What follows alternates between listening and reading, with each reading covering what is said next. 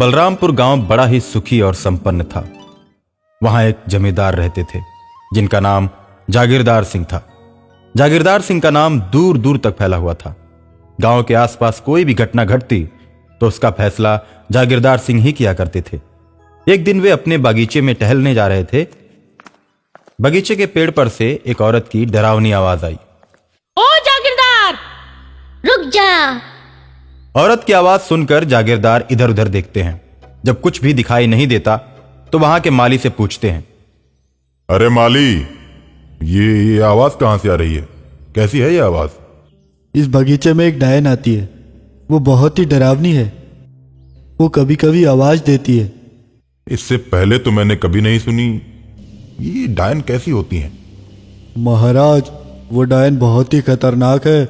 वो लोगों को नुकसान पहुंचाती है, किसी को भी मार देती है। मरने से कुछ दिन पहले वो लोगों को केले खिलाती है। जो भी उसके दिए हुए केले को खाता है वो कुछ दिन बाद उसे मार देती है। जागीरदार माली की बात सुनकर थाने में जाता है और डायन की सारी करतूत सुनाकर उसके खिलाफ दरोगा से एफआईआर लिखने को कहता है। जागीरदार साहब, आप ये कैसी बातें कर रहे हैं? कोई डायन वायन नहीं होती। गांव वाले निर्दोष औरतों को डायन कहकर मार देते हैं। ये तो केवल भ्रम है एक। वैसे भी कानून डायन को नहीं मानता। इस प्रकार दरोगा जागीरदार को बिना रिपोर्ट लिखे वापस भेज देता है। और एक दिन रात में डायन एक बगीचे के पेड़ को लेकर उड़ जाती है और बागीचे के पेड़ पर बैठी डायन पेड़ को उड़ाते हुए जागीरदार के महल के पास रुक जाती है और दरवाजे पर पेड़ को खड़ा करके जागीरदार के महल में प्रवेश करती है। जागीरदार बिस्तर पर जैसे ही लेटता है उसके बाथरूम से नल खुलने की आवाज सुनाई देती है। जागीरदार सोचता है, इतनी रात गए मेरे घर के अंदर आकर किसने नल खोल दिया? दरवाजा भी बाहर से बंद है। फिर सोचता है वो कि शायद मैंने ही खोला होगा। ऐसा सोचकर जागीरदार नल बंद करने के लिए जाता है। जब बाथरूम में पहुंचता है तो नल अपने आप बंद हो जाता है, जिसे देखकर जागीरदार सोच में पड़ जाता है। जागीरदार इस घटना को अपने मन का वहम मानकर बिस्तर पर जाकर फिर से लेट जाता है। उसके बिस्तर पर लेटते ही उसके कमरे की बत्तियां अपने आप जलने बुझने लगती हैं, जिसे देखकर जागीरदार डर जाता है। मेरे कमरे में कौन आया है? मेरे सामने आओ। इतनी जल्दी क्या है? जागीरदार, अपनी मौत को इतनी जल्दी क्यों बुलाते हो? मैं जब सामने आऊंगी तो तुम्हें कुछ ही देर बाद इस दुनिया की सैर करा के मार दूंगी। अरे तू कहां से बोल रही है? तू नजर क्यों नहीं आती? मेरे सामने आ। मैं तुम्हारे सामने आऊंगी, लेकिन तुम्हें मेरी एक शर्त माननी पड़ेगी। मैं तुम्हारी हर शर्त को मानने के लिए तैयार हूं। तो तुम अपने बेड पे पड़े हुए केले खाओ। ये केला तुम्हारे बगीचे के पेड़ का ही है। ठीक है। ऐसा कहकर जागीरदार केला खा जाता है और जैसे ही वो केला खाता है उसे माली की बात याद आ जाती है कि डायन केला खिलाने के कुछ दिन के बाद केला खाने वाले को जान से मार देती है। जागीरदार ये बात मन में सोच रहा होता है कि तभी डायन कहती है, तुम यही सोच रहे हो जागीरदार कि मैं जिसे केला खिलाती हूँ उसे कुछ दिन बाद मौत के घाट उतार देती हूँ। समझ लो, अब तुम कुछ ही दिन के मेहमान हो। मेरे खिलाफ तुम थाने में रिपोर्ट लिखवाने नहीं जाते तो मैं तुम्हें नहीं मारती।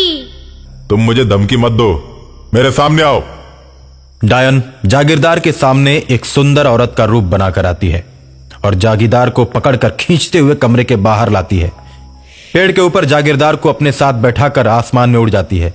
जागीरदार जब डायन को पेड़ को हवा में उड़ाते हुए देखता है तो डर से कांपने लगता है। आसमान में डायन का चेहरा बहुत ही भयानक हो जाता है। वो पक्षियों को पकड़ पकड़ कर खाने लगती है। मैं तुम्हें इसी तरह मार के खा जाऊंगी। अभी मैं तुम्हें अपने महल ले चलूंगी जहां मेरी बहुत सारी सहेलियां रहती हैं। ऐसा कहकर डायन रात में जमींदार को एक पहाड़ी की तलहटी में बने भयानक खंडहर में ले जाती है, जहां बहुत सी डायन आपस में बैठकर बात कर रही होती हैं। डायनों को देखकर जागीरदार डर जाता है। सहेलियों, अगली अमावस की रात को हमारा शिकार यही बनेगा।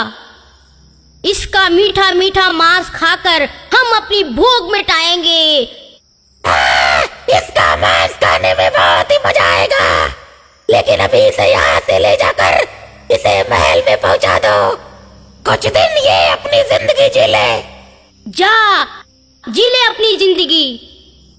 सहेलियों की बात सुनकर डायन जागीरदार को लेकर पेड़ पर बैठती है और आकाश में उड़ जाती है।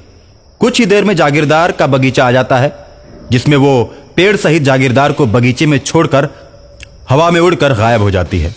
जागीरदार बगीचे से घर की तरफ जाता है और सुबह ही गांव वालों के पास जाकर सारी घटना को बताता है। हम लोग तो बहुत दिन से उस डायन के बारे में जानते हैं।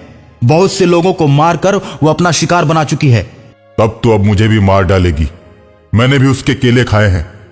अब तो वो आपको जरूर ही मारेगी, लेकिन जागीरदार साहब, आखिर इसका क्या उपाय निकाला जाए? हम कब तक ये अत्याचार सहते रहेंगे? तुम ही लोग बताओ, अब हम क्या करें? बहुत दूर पहाड़ों पर एक तांत्रिक बाबा रहते हैं। अब बाबा इस डायन का उपाय कर सकते हैं।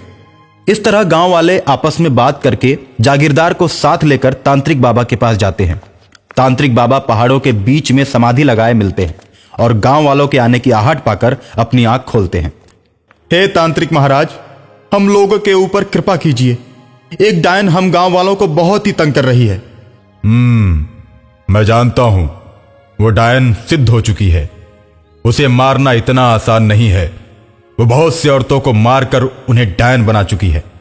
वो डायन अकेले नहीं है। इतनी सारी डायनों का अंत करने के लिए हमें भी अनेकों सिद्धियां करनी पड़ेंगी। तुम लोगों की मदद मैं अभी नहीं कर सकता।